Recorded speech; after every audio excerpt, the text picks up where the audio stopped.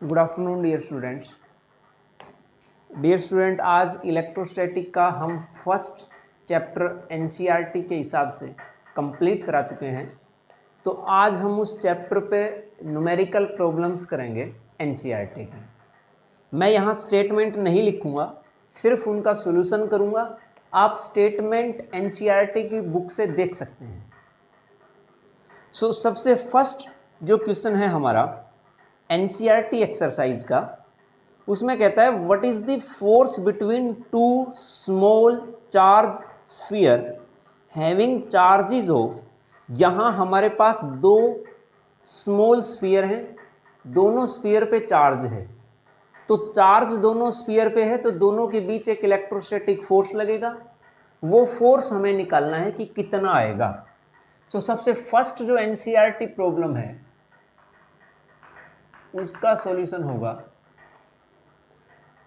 देखिए चार्ज है first sphere पे 2 इंटू 10⁻⁻7 कूलम और सेकंड स्फीयर पे चार्ज है 3 इंटू 10⁻⁻7 कूलम। और दोनों के बीच जो डिस्टेंस r है उस डिस्टेंस को हमने r माना और r की वैल्यू है हमारे पास 30 सेंटीमीटर। कहता है calculate the force between these two charges, दोनों के बीच फोर्स कितना लगेगा। कूलम्ब्स लॉ हम यहां यूज करेंगे और कूलम्ब्स लॉ कहता है 1/4πε0 Q1 Q2 upon r square. ये हमारे पास कूलम्ब्स लॉ से फोर्स का फॉर्मूला होता है। बस ये फॉर्मूला आपको याद होना चाहिए, आप ये न्यूमेरिकल बहुत इजीली निकाल पाएंगे। क्यों? क्योंकि सब चीजें दे रखी है, सिर्फ हमें पुट करना है। भाई F इक्वल्स टू आप 1/4πε0, ये कांस्टेंट वैल्यू है और एसआई सिस्टम में इसकी वैल्यू होती है 9 इंटू 10⁻⁹। तो हमने यहां पुट कर दिया इंटू Q1 की वैल्यू जो है वो है 2 इंटू 10⁻⁻7 कूलम और Q2 की वैल्यू है 3 into 10⁻⁻7 coulomb upon square of distance. इन दोनों के बीच जो डिस्टेंस थी उसका स्क्वायर हमें करना है। डिस्टेंस है दोनों के बीच 30 सेंटीमीटर। तो आप यहां क्या गलती करेंगे, आप सीधे ही 30 का स्क्वायर कर देंगे। लेकिन यहां ध्यान रखिए कि आपका चार्ज एसआई यूनिट में है, कूलम में है, लेकिन डिस्टेंस सेंटीमीटर मतलब सीजीएस। तो यहां आप सब क्वांटिटीज को एक ही सिस्टम में रखेंगे, वो एसआई हो या सीजीएस हो। लेकिन अगर नहीं बताता है कि हमें किस सिस्टम में रखना है तो मोस्टली केसेस में हर बार हम एसआई सिस्टम में ही लेंगे। तो यहां पे चार्ज तो ऑलरेडी एसआई सिस्टम में है, एसआई यूनिट में है, इस डिस्टेंस को भी आप एसआई यूनिट में बदलिए।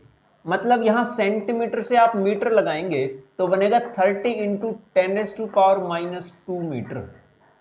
अब यहां ये आर की वैल्यू लिखेंगे ये, और इसका स्क्वायर आएगा 30 इंटू 10⁻⁻2 होल स्क्वायर। ये फोर्स आपके पास आएगा, इतना फोर्स लगेगा। और अगर सब चीजें एसआई सिस्टम में है तो फोर्स भी एसआई में, और फोर्स की एसआई यूनिट होती है Newton. So this is the force which exert between these two small sphere. इसकी कैलकुलेशन तो आप कर ही लेंगे, बस ये ध्यान रखना। चलो इसकी मैं कैलकुलेशन करा रहा हूं। F इक्वल्स टू 9 इंटू, इसको मल्टीप्लाई करा दीजिए, 9 2 जा 18, 18 3 जा 54, सो 54 इंटू यहां 10⁻⁻7 और यहां +9, तो बेस सेम है तो पावर ऐड होंगी, तो सबको ऐड करो -7 -7 अपॉन इनका स्क्वायर करेंगे तो ये बनेगा 30 30 का स्क्वायर 900 इंटू 10⁻, इस -2 जो था इसका भी स्क्वायर होगा, तो स्क्वायर होगा तो यहां बनेगा -4।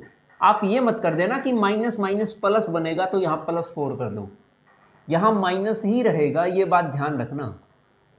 सिर्फ इस पावर का स्क्वायर होगा और वो 4 बन जाएगी।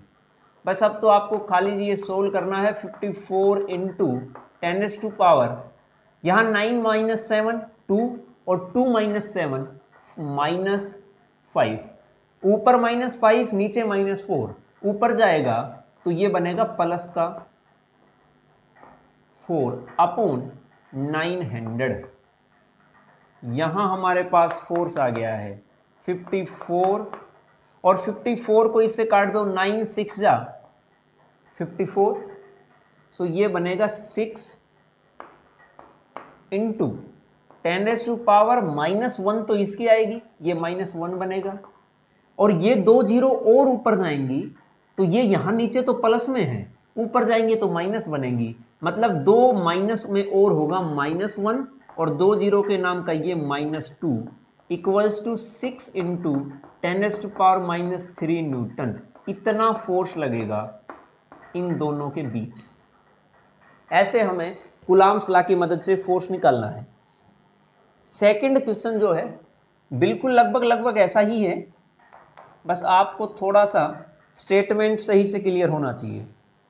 कहता है the electrostatic force on a small sphere of charge 0.4 microcoulomb due to another small sphere of charge -0.8 microcoulomb in air is 0.2 Newton.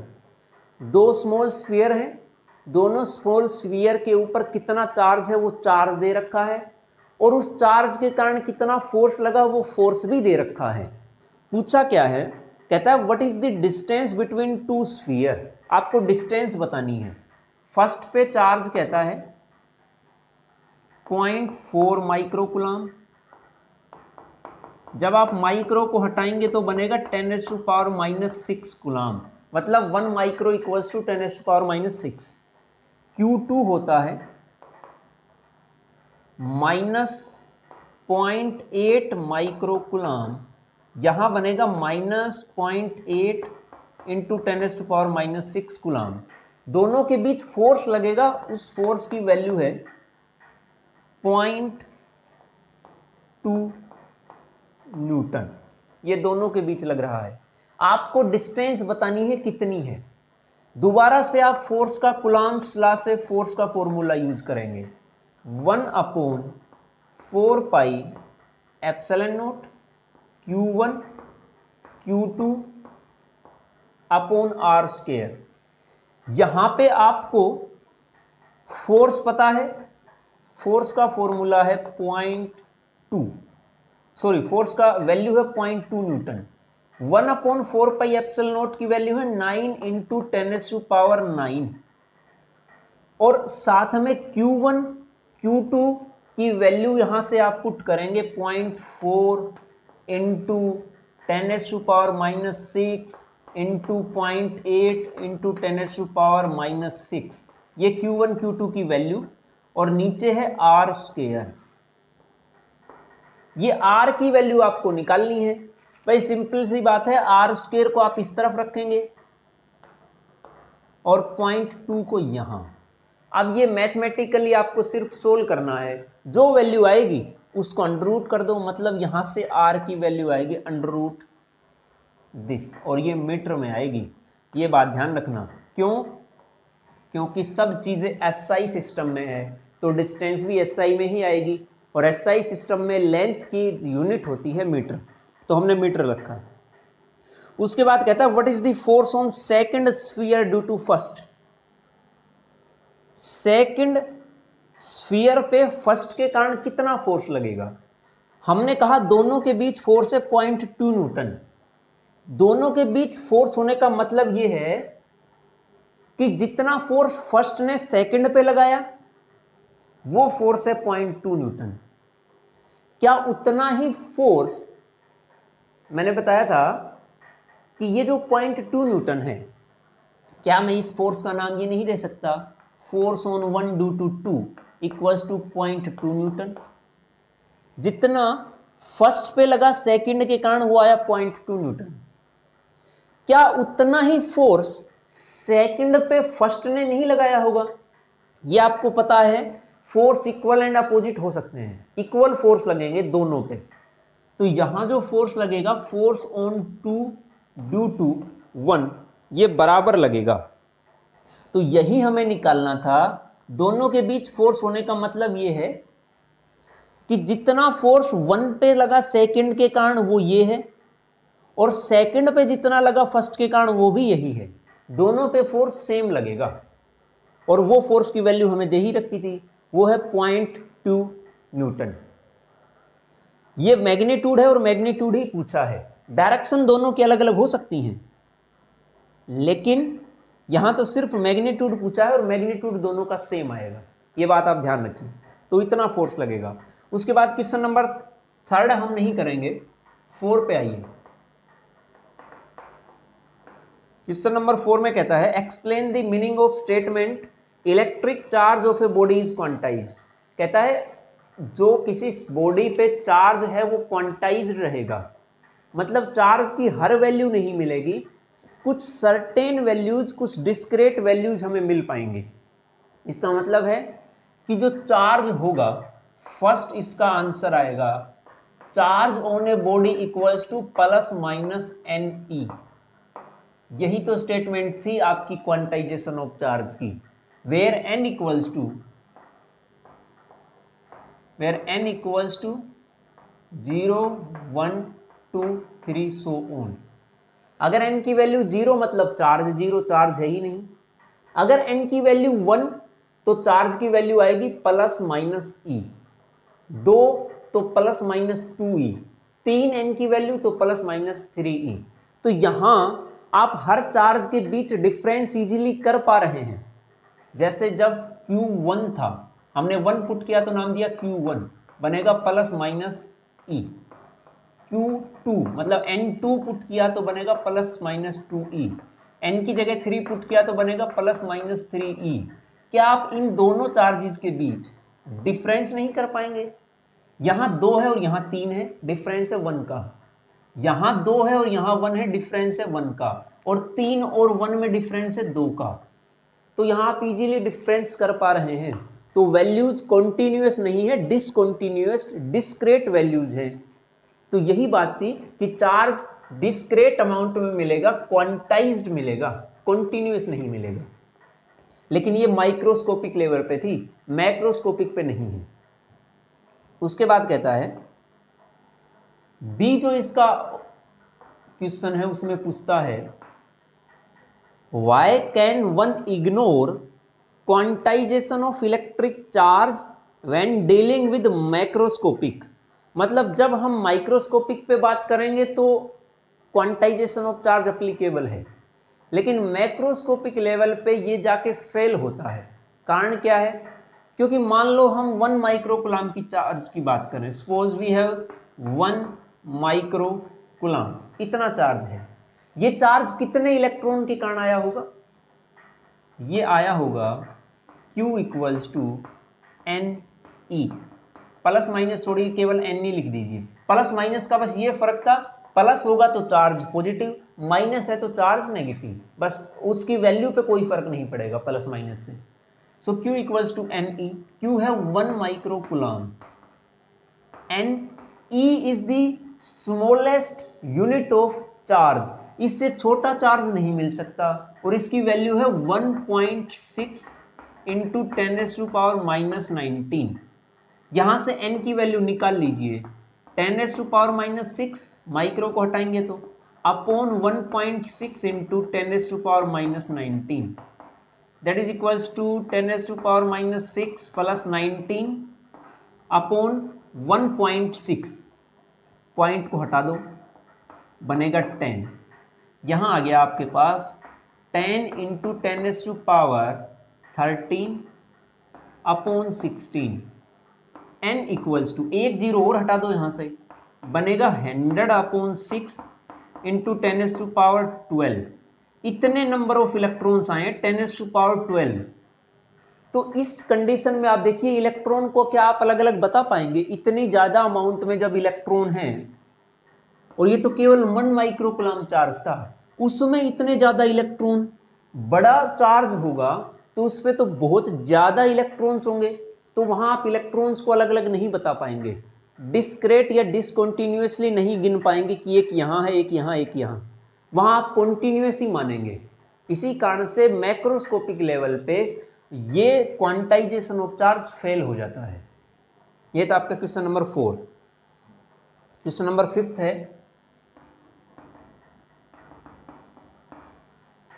when a glass rod is rubbed with a silk cloth, charge appears on both.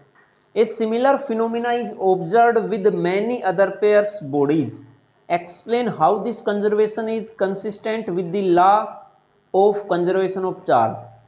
कहता है कि एक glass rod है और एक silk cloth है, इसको ही मान लो। वैसे जब तक हमने रब नहीं कराया था, जब तक दोनों पे चार्ज 0 था, जैसे ही हमने रब कराया तो ग्लास रोड पे तो चार्ज आया पॉजिटिव और सिल्क क्लॉथ पे आया नेगेटिव। क्या जितना इस पे पॉजिटिव आया था उतना इस पे नेगेटिव आया होगा, इक्वल आया होगा। रब करने से पहले नेट चार्ज था 0, रब करने के बाद भी चार्ज टोटल कितना बना, 0 ही तो बना। इसका मतलब जितना चार्ज पहले था उतना ही चार्ज अब है, और यही तो प्रॉपर्टी थी conservation of charge. Charge can not be created nor destroyed. ये ना क्रिएट किया जा सकता ना डिस्ट्रॉय किया जा सकता है, एक सिस्टम से दूसरे पे भेजा जा सकता है, बस इतना ही था। तो यहां पे इस पे प्लस आया, इस पे माइनस, लेकिन फिर भी नेट कितना रहा, 0 ही रहा, और पहले भी कितना था, 0 ही रहा। ये था आपका क्वेश्चन नंबर 5। 6 है, 4 point charges are located at the corners of square ABCD of side 10 centimeter। एक स्क्वायर है आपके पास, स्क्वायर देख लेना बन गया है कि नहीं, स्क्वायर है वैसे, मतलब इसकी साइड ये भी 10 सेंटीमीटर है और ये भी 10 सेंटीमीटर। इस स्क्वायर के कॉर्नर्स पे हमने 4 चार्जेस रखे हैं। कौन कौन से? इस पे रखा हमने 2 माइक्रोकुलाम, इस पे रखा हमने -5 माइक्रोकुलाम, कहता थर्ड पे रखा है 2 माइक्रोकुलाम, और फोर्थ कॉर्नर पे रखा है -5 microcoulomb. What is the force on charge of 1 microcoulomb placed at the center of sphere? इस स्क्वायर है, सॉरी, ये स्क्वायर है और इस स्क्वायर के सेंटर पे हमने 1 माइक्रोकुलाम का चार्ज रखा, पॉजिटिव है। इस 1 माइक्रोकुलाम पे कितना चार्ज कितना फोर्स लगेगा इन चारों के कारण, वो हमें निकालना है। सो देखिए भाई, इन दोनों को आप मिलाओ, ये आएगा। क्या ये 2 माइक्रोकुलाम के कारण इस पे फोर्स लगेगा? बिल्कुल लगेगा। कैसा लगेगा? रिपल्सिव लगेगा। तो 2 माइक्रोकुलाम इसको किस तरफ भगाएगा? नीचे की तरफ। और ये 2 माइक्रोकुलाम के कारण पे भी इस पे फोर्स लगेगा।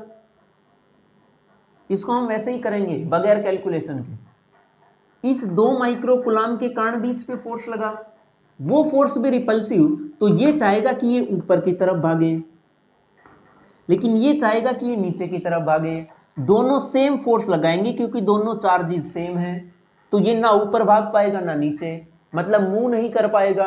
मूव नहीं कर पा रहा तो आपको पता होना चाहिए कि फोर्स 0 है। तो यहां फोर्स जो लगा इन दोनों के कारण 0 आया। अब बात कर ले इनके कारण, ये माइनस का ये प्लस का, तो इस -5 के कारण इस +1 पे फोर्स लगेगा। कैसा लगेगा? अट्रैक्टिव लगेगा, क्योंकि दोनों का साइन अलग अलग है। अट्रैक्टिव लगेगा तो -5 इसको अपनी तरफ अट्रैक्ट करने की सोचेगा, और ये -5 माइक्रोकुलाम के कारण भी इस पे फोर्स लगेगा, और फोर्स लगेगा अट्रैक्टिव, क्योंकि यहां भी ये माइनस ये प्लस, तो ये -5 चाहेगा कि ये मेरी तरफ आए, और ये -5 चाहेगा कि ये मेरी तरफ आए। दोनों में लड़ाई हो गई और 1 माइक्रोकुलाम निकला इंटेलिजेंट, ना ये माइनस इसकी तरफ जाएगा ना ये इसकी तरफ, यहीं रुका रहेगा और इन दोनों के बीच होगी लड़ाई। तो नेट फोर्स अब भी कितना है इससे, 0, क्योंकि मूव तो कर ही नहीं पा रहा। जितना इस तरफ लगा उतना ही उस तरफ, तो नेट फोर्स कितना आया, 0। So force on 1 microcoulomb that is equals to 0। ये था आपका क्वेश्चन नंबर 6। उसके बाद क्वेश्चन नंबर 7 आप के ऊपर मैं छोड़ता हूं, इसे खुद करना है, बस बता देता हूं थोड़ा सा ओरली, चलो करा देते हैं थोड़ा थोड़ा। कहता है electric field lines close loop तो नहीं बनाती, ठीक है, लेकिन वो कॉन्टिन्यूअस होती हैं, जहां से शुरू हुई वहां पे खत्म हुई, उन दोनों पॉइंट्स के बीच कॉन्टिन्यूअस रहेगी, कहीं गैप नहीं मिलेगा। ऐसा क्यों? क्योंकि इलेक्ट्रिक फील्ड लाइंस पे इलेक्ट्रिक फील्ड जो है वो एक चार्ज के कारण होता है, और चार्ज के कारण, मान लो एक चार्ज पार्टिकल है, उस चार्ज पार्टिकल पे एक फोर्स लगा, जो फोर्स लग रहा है वो फोर्स लगातार लगता रहेगा चार्ज पार्टिकल पे। ऐसा तो नहीं है कि यहां था तो फोर्स लगा और यहां आ गया तो फिर फोर्स नहीं लगा, फिर यहां पहुंचा तो फोर्स लग गया। यहां से यहां तक अगर फोर्स लगा तो बीच के हर पॉइंट पे फोर्स लगेगा, फोर्स कॉन्टिन्यूअस लगेगा। फोर्स अगर कॉन्टिन्यूअस लग रहा है तो जो आपका इलेक्ट्रिक फील्ड होगा वो इलेक्ट्रिक फील्ड भी कॉन्टिन्यूअस होगा, वो डिसकॉन्टिन्यूअस नहीं हो सकता, क्योंकि चार्ज पार्टिकल हर पॉइंट से गुजरा है और चार्ज के कारण ही तो इलेक्ट्रिक फील्ड होता है। चार्ज अगर हर पॉइंट पे से निकला तो इलेक्ट्रिक फील्ड भी हर पॉइंट से होके निकलेगी, तो हर पॉइंट पे इलेक्ट्रिक फील्ड मिलेगी, तो कॉन्टिन्यूअस मिलेगी, डिसकॉन्टिन्यूअस नहीं मिलेगी। क्वेश्चन नंबर 8,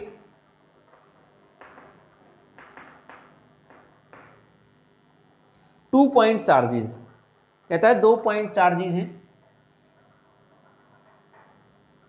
एक की वैल्यू है 3 माइक्रोकूलम और एक की वैल्यू है -3 माइक्रोकूलम। दोनों के बीच डिस्टेंस है 20 सेंटीमीटर। फर्स्ट जो इसका पार्ट है उसमें पूछता है what is the electric field at the mid point of line joining A B. ये ए पार्टिकल था, यहां बी है, ए वाले चार्ज को नाम दिया क्यू ए, बी पे नाम दिया क्यू बी, दोनों के बीच डिस्टेंस है 20 सेंटीमीटर, दोनों के बीच सेंटर होगा 10 सेंटीमीटर पे, इसका नाम दे दिया ओ। इस पॉइंट पे इलेक्ट्रिक फील्ड निकालिए कितना होगा। तो इलेक्ट्रिक फील्ड निकालेंगे तो कैसे निकालेंगे, सबसे पहले इसके कारण इलेक्ट्रिक फील्ड निकाल लो, फिर इसके कारण। तो इलेक्ट्रिक फील्ड ड्यू टू ए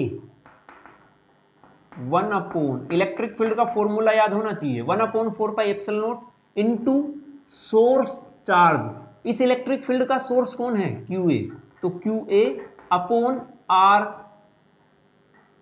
इसका नाम हमने दे दिया है आर दे दिया, तो ये R1 बन गई है, जितनी ये है उतनी ही ये है, तो इसका नाम दे दो R1 स्क्वायर। O से लेकर A के बीच की डिस्टेंस, और ये है B। अब यहां आपको सिर्फ वैल्यू पुट करनी है, 1/4πε0 9 into 10⁻⁹ into Q A 3 into 10⁻⁻6 upon distance कितनी, टोटल 20 थी, आधी 10 है, लेकिन सेंटीमीटर में है, तो ध्यान रखना चार्ज आपका कूलाम में, ये सेंटीमीटर फिर से मीटर में बदलिए, और मीटर में बदलोगे तो ये बनेगी 20 इंटू 10⁻⁻2 मीटर, आधी आएगी 10 इंटू 10⁻⁻2 मीटर, और आधी इस 20 का करना, कभी 10 की पावर -2 का भी आधा कर दो, तो ये आएगी, इसका स्क्वायर कर दो, इलेक्ट्रिक फील्ड की वैल्यू आ गई। लेकिन ध्यान रखिए इलेक्ट्रिक फील्ड की डायरेक्शन क्या आएगी, प्लस चार्ज है तो अपने से दूर होगी, इस तरफ आएगी, माइनस के कारण निकालोगे तो, मैं डायरेक्ट वैल्यू पुट कर रहा हूं, 9 into 10⁻⁹ into 3 into 10⁻⁻6 upon 10 into 10⁻⁻2 का स्क्वायर। डायरेक्शन इसमें थी +x, इसके कारण किस तरफ आएगी, क्योंकि ये भी माइनस, और माइनस के लिए अपनी तरफ ही होती है, तो इसकी डायरेक्शन भी आएगी ये, दोनों के डायरेक्शन सेम, ये भी प्लस एक्स कैप। अब ये मत सोचना कि यहां माइनस नहीं लगाया, ये माइनस के कारण ही तो डायरेक्शन आई है, तो जो डायरेक्शन में हमने माइनस साइन इन्वॉल्व कर लिया है, तो दो जगह साइन नहीं लगाएंगे, एक ही जगह लगाएंगे, चाहे यहां यूज कर लो चाहे यहां यूज कर लो, हमने इसका यूज यहां कर लिया है, तभी डायरेक्शन प्लस एक्स आई। बस दोनों का ऐड कर दो सोल्व करके, नेट इलेक्ट्रिक फील्ड आएगा ओ पे। उसके बाद if a negative test charge, B में कहता है if a negative test charge of magnitude is placed at this point, अगर इस पॉइंट पे मैं टेस्ट चार्ज रख दूं, मतलब ये था क्यू ए, ये था क्यू बी, और यहां पे हमने एक टेस्ट चार्ज रखा जिसकी वैल्यू है -1.5 इंटू 10⁻⁻⁹ कूलाम यहां रखा, ये था +3 कूलाम और ये है -3 माइक्रो कूलाम। इस पे कितना फोर्स लगाएंगे ये दोनों, वो फोर्स आपको निकालना है। अब इसमें क्या आएगा, देखो फोर्स आप निकाल ही दोगे, यही फॉर्मूला लगेगा, इसमें सोल्व करने की कोई जरूरत ही नहीं, ये फॉर्मूला लगेगा। एक बार 3 माइक्रो कूलाम लगाएगा इस पे, एक बार -3 माइक्रो कूलाम लगाएगा इस पे, और दोनों का ऐड कर दो तो आपके पास फोर्स मिल जाएगा इस पे कितना लग रहा है। इस तरह से आपको सोल्व करना है, इसे सोल्व करके देखिए आप। क्वेश्चन नंबर 9,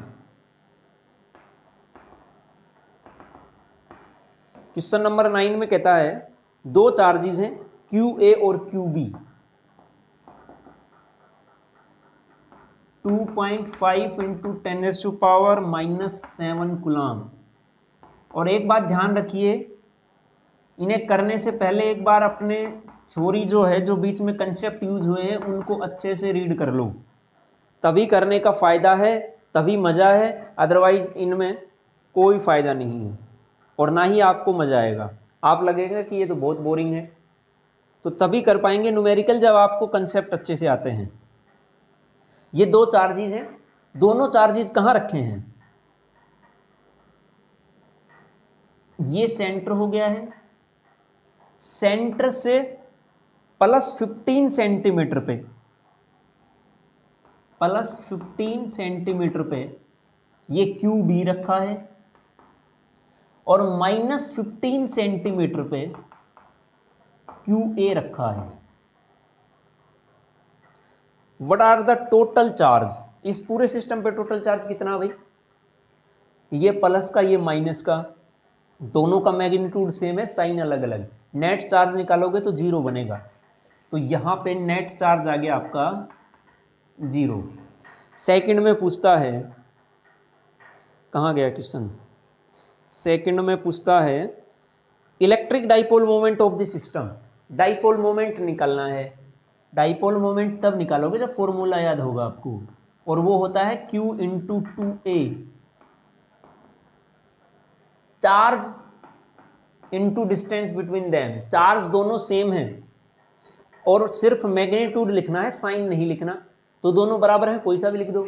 हमने लिख दिया 2.5 into 10⁻⁻⁷ into distance between them, ये 2A is the total distance यहां से लेकर यहां तक, ये 2A है, कितनी आएगी 2A भाई, +15 इधर -15 इधर, तो यहां टोटल डिस्टेंस आई दोनों के बीच 30 सेंटीमीटर। 0 मत कर देना, कभी ये सोचो कि ये प्लस का और ये माइनस का, तो 0, डिस्टेंस है 30 सेंटीमीटर, तो यहां आप लिखेंगे 30, और ये भी ध्यान रखना कि सेंटीमीटर में, लेकिन ये कूलाम में, तो इसको भी मीटर में बदलो, 10⁻⁻², ये आपके पास डाइपोल मोमेंट आ गया है, और यूनिट आएगी कूलाम मीटर। ये आपका क्वेश्चन नंबर 9। क्वेश्चन नंबर 10 जो है उसमें पूछता है an electric dipole with dipole moment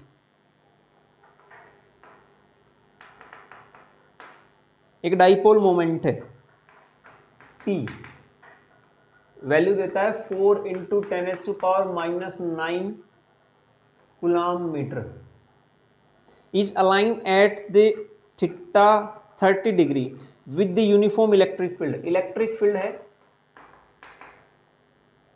5 × 10⁻⁴ Newton coulomb inverse, दोनों के बीच एंगल है 30 डिग्री। टॉर्क पूछा है, बहुत आसान क्वेश्चन है, इससे आसान क्या मिल सकता है, PE sin थीटा, बस ये फॉर्मूला आपको याद होना चाहिए, torque equals to PE sin theta. P पता है, E पता है, थीटा भी पता है, टॉर्क निकल जाएगा, इसे आप सोल्व कर लेना। उसके बाद क्वेश्चन नंबर 11,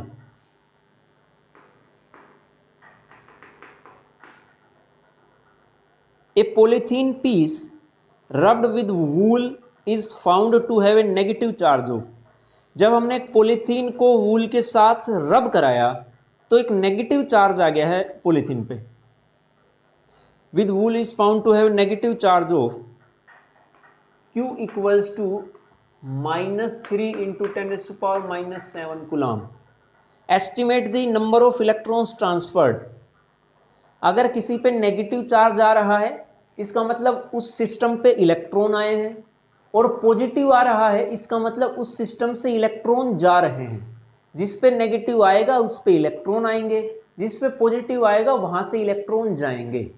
इस पे नेगेटिव आया है इसका मतलब इस सिस्टम पे इलेक्ट्रॉन आए हैं, कितने आए हैं वो आपको निकालना है। कहां से निकालोगे, नंबर ऑफ इलेक्ट्रॉन निकालने हैं, चार्ज दे रखा था, आप यही फॉर्मूला लगाएंगे, Q इक्वल्स टू NE।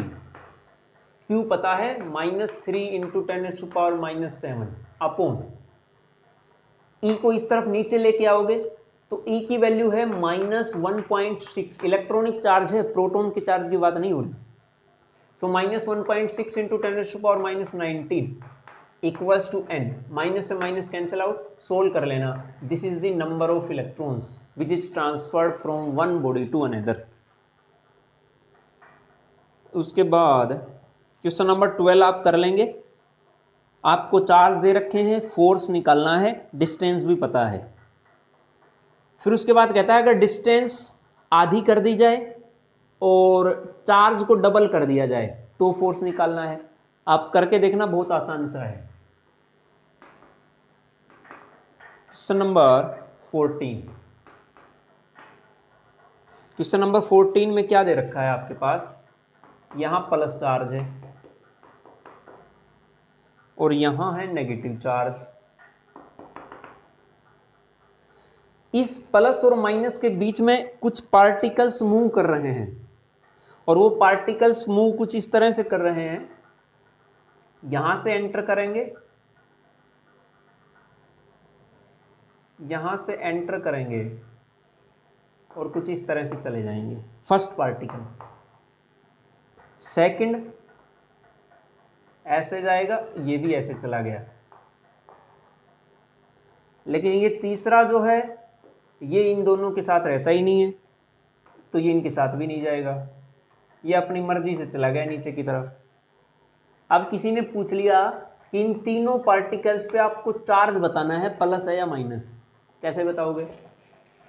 अगर ये फर्स्ट और सेकंड प्लस की तरफ गए इसका मतलब इस प्लस ने इनको अट्रैक्ट किया होगा तभी गए हैं, और अट्रैक्ट किया इसका मतलब दो अपोजिट चार्जेस के बीच अट्रैक्टिव फोर्स लगता है। तो एक चार्ज तो हमें पता है पॉजिटिव है, दूसरा फिर क्या रहा होगा, नेगेटिव, और इस पे भी क्या रहा होगा, सेकंड वाले पे नेगेटिव।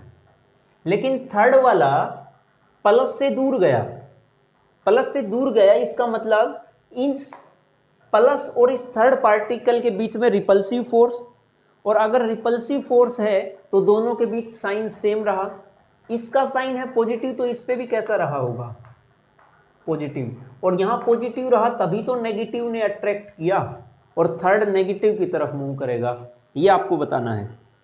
और भी चीज पूछी है, बस अभी के लिए इसको इतना ही करना है। क्वेश्चन नंबर 15,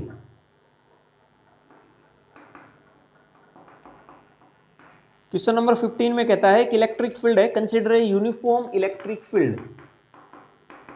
और मैं फिर कह रहा हूं आपको कि आप एक बार थ्योरी पढ़िए अच्छे से और खुद करने की कोशिश करिए, तभी न्यूमेरिकल्स में मजा आएगा, अदरवाइज न्यूमेरिकल्स बोरिंग लगेंगे आपको। और ऐसे देखोगे बगैर हाथ पैर के तो लगेगा कि पता नहीं क्या चल रहा है। तो पहले आप खुद करिए, फिर जहां प्रॉब्लम आती है वहां देखिए, तभी इनमें अच्छे से आप कर पाएंगे। इलेक्ट्रिक फील्ड दे रखा है 3 × 10⁻³ और साथ में आई कैप लगा दिया, इसका मतलब एक्स एक्सिस में इलेक्ट्रिक फील्ड है और यूनिफॉर्म भी बोल रखा है। What is the flux of this field through a square of 10 centimetre on side whose plane is parallel to Y Z. मतलब कहता है कि भाई इलेक्ट्रिक फील्ड जो है ये आपके पास एक स्क्वायर है। What is the flux of field through a square, यहां पे एक ये साइड में बना रहा हूं,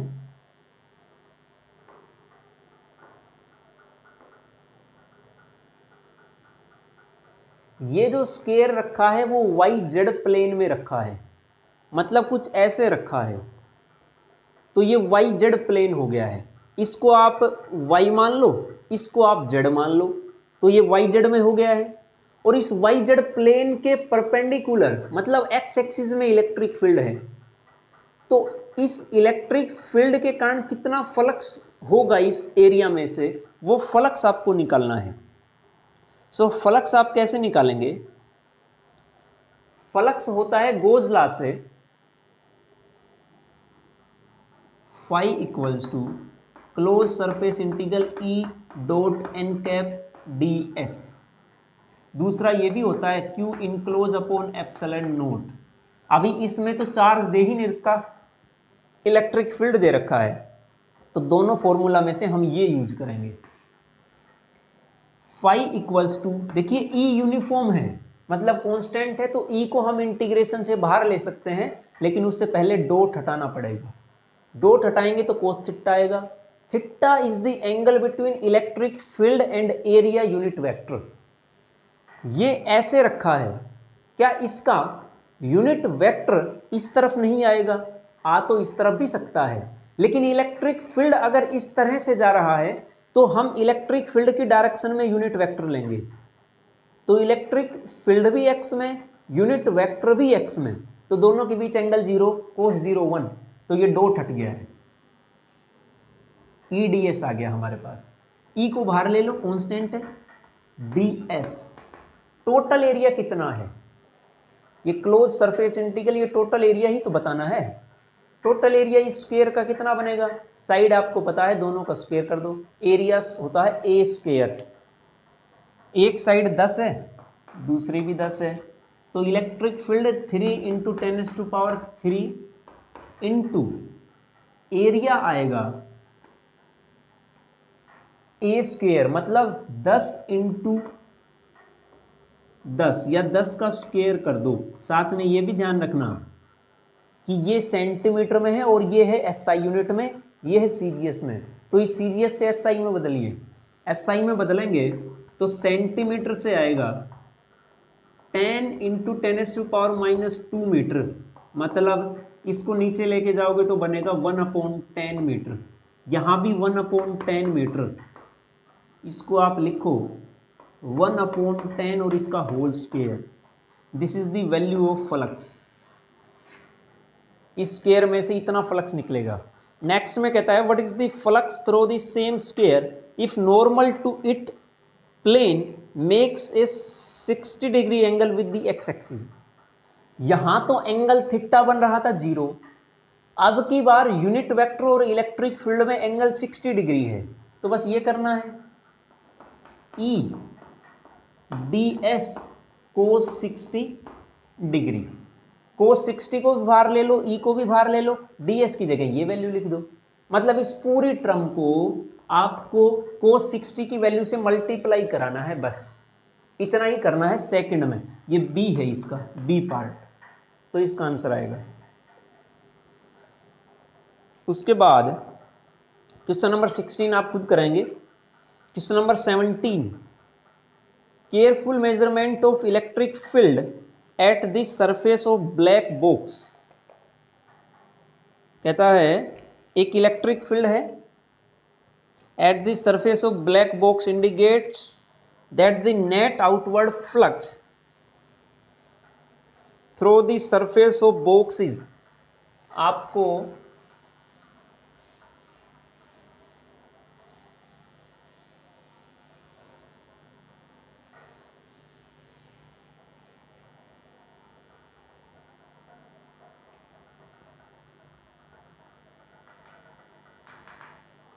क्वेश्चन नंबर 17,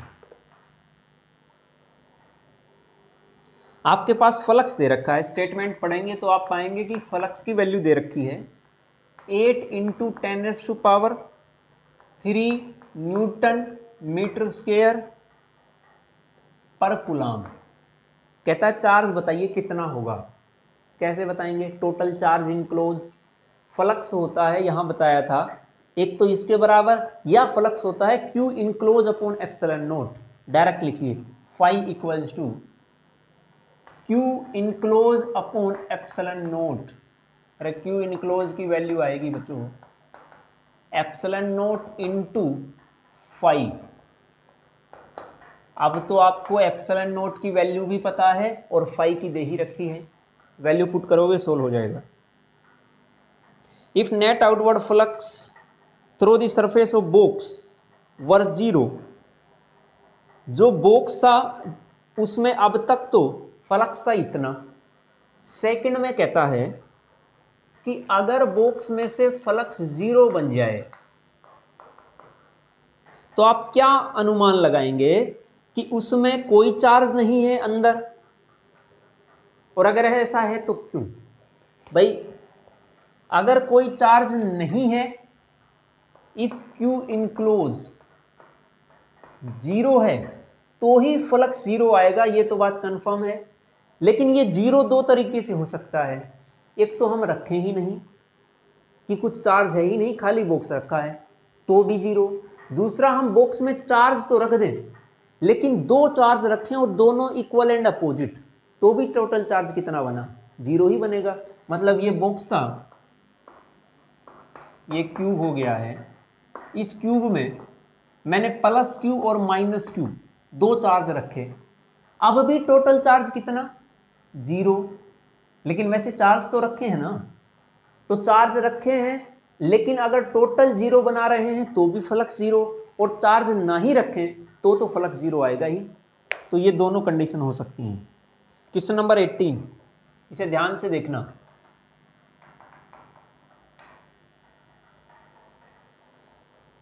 क्वेश्चन नंबर 18 में कहता है a point charge 10 microcoulomb is a distance 5 centimetre directly about square of side. एक स्क्वायर है,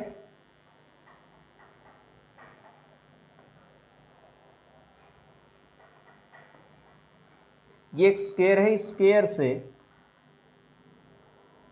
5 सेंटीमीटर के ऊपर एक चार्ज रखा है Q।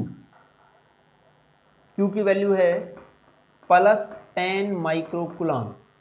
इस प्लस चार्ज के कारण इसमें से कुछ फील्ड लाइंस पास होंगी, मतलब फ्लक्स आएगा। वो फ्लक्स बताना है इसमें से कितना आएगा। कैसे बता पाएंगे? क्या मैं यहां पे एक आर्बिट्रेरी सरफेस चूज कर लूं, और जब यहां पे आर्बिट्रेरी सरफेस हम चूज करेंगे तो ये बनेगा, मैं इसको वैसे बना रहा हूं, ध्यान रखना।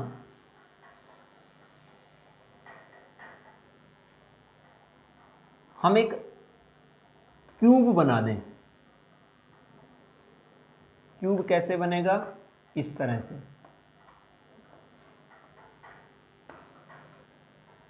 ये नीचे वाली सरफेस हमने ली थी, ये सरफेस, इस सरफेस से 5 मीटर की डिस्टेंस पे ऊपर हमने एक चार्ज रखा था Q।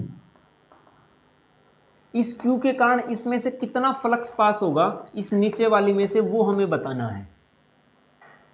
तो आपने क्या किया, यहां एक आर्बिट्रेरी शेप आपने बना दी, मतलब एक क्यूब बना दिया आपने अपनी तरफ से ऐसे। और यहां पे जितनी डिस्टेंस पे लोअर सरफेस थी सेंटर से, इस क्यू से ऊपर वाली सरफेस भी इतने ही डिस्टेंस पे है, मतलब यहां भी 5 मीटर 5 सेंटीमीटर। तो क्या ये सेंटर नहीं बन गया है क्यूब का? मतलब ये जो चार्ज रखा है वो इस क्यूब के सेंटर पे रखा है। इस पूरे क्यूब में चार्ज इनक्लोज है क्यू। फ्लक्स कितना आएगा? Q enclose upon epsilon not. Q enclose की वैल्यू रखिए और एप्सिलॉन नॉट की वैल्यू रखिए, पूरे क्यूब में से आएगा। पूरे क्यूब में फेस कितने हैं? 6। एक फेस में कितना हिस्सा आएगा? एक फेस के कितना हिस्सा आएगा? 6 फेसिस में से आपने टोटल फ्लक्स निकाला 6 फेसिस में से, वो मान लो आ गया 5। एक में से कितना आएगा? 5 अपॉन 6। 5 की वैल्यू कितनी? Q enclose upon epsilon not और साथ में 6। इस एक फेस में से जो फ्लक्स आएगा that is equals to Q enclose upon 6 epsilon naught. इस तरह के क्वेश्चन को ध्यान रखना जहां हम इस तरह की शेप अपनी तरफ से बनाएंगे। तो एक फेस में से इतना फ्लक्स हमारे पास मिलेगा। ये था क्वेश्चन नंबर 18। उसके बाद क्वेश्चन नंबर आता है हमारे पास 21। Question number 21।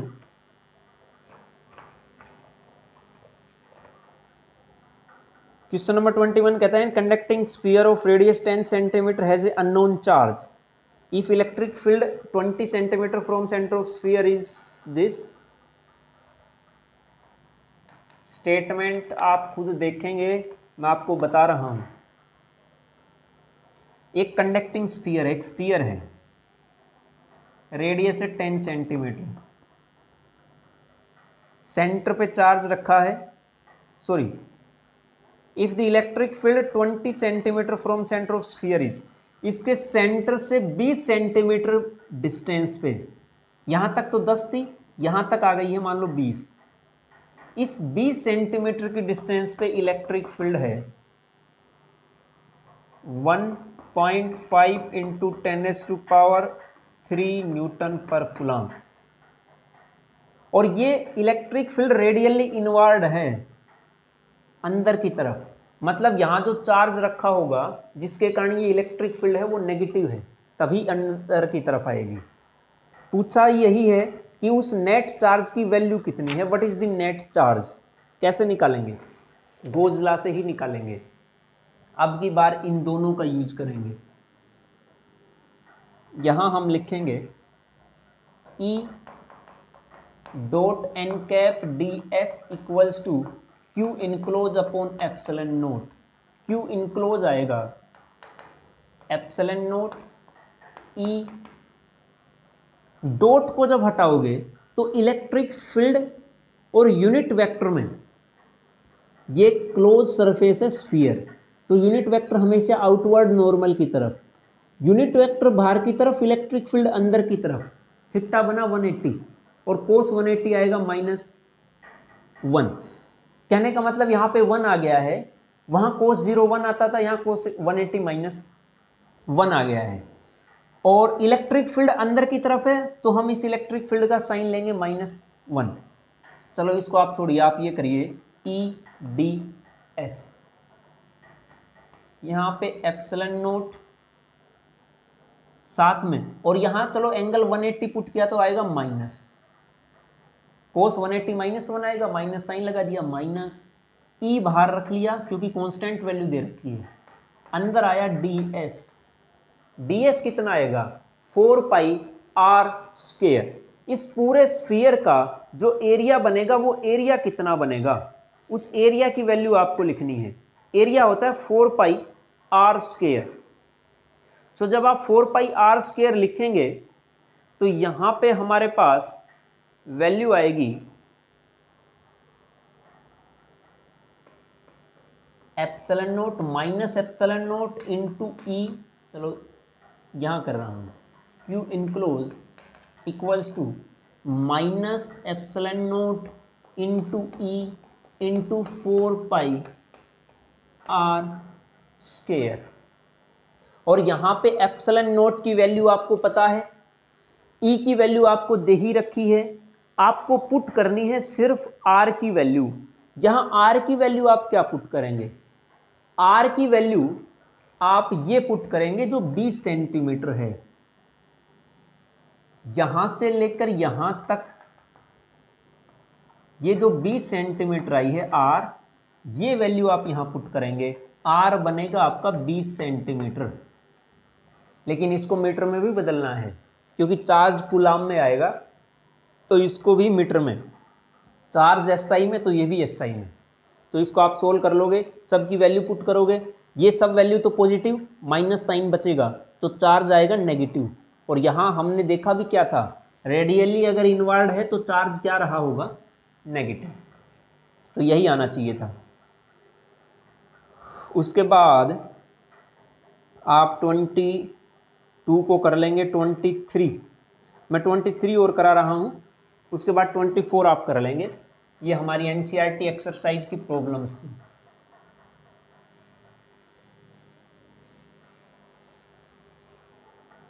और मैं फिर बता रहा हूं आपको कि आप इन्हें खुद करके देखेंगे, पहले थ्योरी अच्छे से पढ़ेंगे, फिर इनके बाद इनको करेंगे। क्वेश्चन नंबर 23 कहता है infinite line charge produce a field of, एक इनफाइनाइट लाइन चार्ज है, मतलब एक लाइन है, इस पे इनफाइनाइट लाइन, इस लेंथ है इस लाइन की इनफाइनाइट, और इस पे चार्ज रखा है, उस चार्ज के कारण इलेक्ट्रिक फील्ड है 9 × 10⁴ न्यूटन पर कूलाम। इतना इलेक्ट्रिक फील्ड है।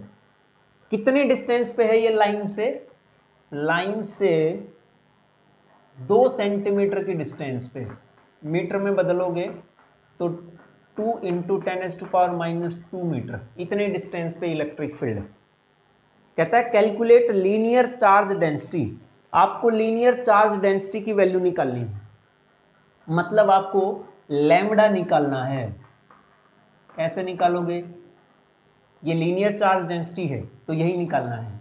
इलेक्ट्रिक फील्ड इनफाइनाइट लाइन के केस में आपने निकाला था λ/2πε0 r। यहां से E की वैल्यू पता है, 2π की वैल्यू पता, ε0 की वैल्यू पता, r की वैल्यू भी पता है, लैम्बडा निकल जाएगा। लैम्बडा आएगा E × 2πε0 r। सोल्व करोगे मैथमेटिकली तो लैम्बडा की वैल्यू निकल के आएगी। ये थी हमारी एनसीईआरटी एक्सरसाइज की प्रॉब्लम्स। सो इनको आप अच्छे से करिए, थ्योरी ये कंप्लीट हो गया है। नेक्स्ट लेक्चर में नेक्स्ट चैप्टर स्टार्ट करेंगे। So thank you.